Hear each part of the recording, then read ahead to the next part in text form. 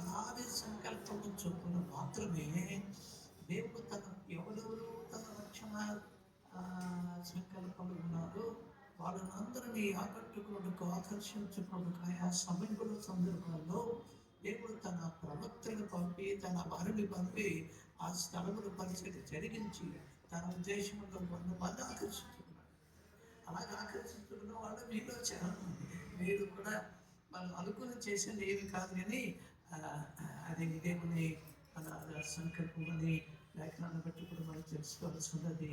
ఆయన సంకల్పం ఏనాడు ఉంది మీ పట్ల రక్షణ సంకల్పం మిమ్మల్ని రక్షించుటకు దేవుడు తన వారిగా చేసుకున్నటకు he was planning a long back.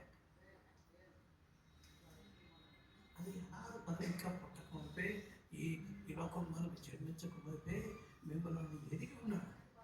ఆయన ఎదిగి ఉండి మిమ్మల్ని రక్షించ తలపెట్టి తన ప్రణాళికలు అన్ని ఆయన చేర్చుకుంటూ ఆయన మనుషులను పంపించాడు.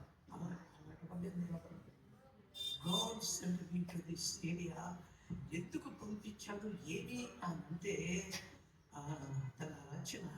తన రచనను నెరవేర్చుకుని మిమ్మల్ని రక్షించి తన ఆస్తిగా తన సొంతగా తన ప్రజగా తన జనంగా చేసుకోవడం కొరకు ఈ ప్లాన్ అదే జరిగించుకున్నాడు. ఇప్పటికీ కూడా జరుగుతుంది. ఈ కార్యములన్నీ కూడా ఆయన ఉద్దేశ ప్రకారంగానే జరుగుతున్నాయి. ఎన్నో సంకల్పాన్ని సమయం కూడా నెరవేర్చుకుంటున్నాడు. దేవుడికి స్తుతి కలుగునుగాక. సరే, ఇలాంటి దేవుని ప్రణాళికల్లో మన ఈ కుటుంబం రక్షించబడ్డం ఏమీ కాదు. దేవుడికి స్తోత్రం. అతడు నేను చెప్పడం మీకే బాగా ఎక్కువగా తెలుసు.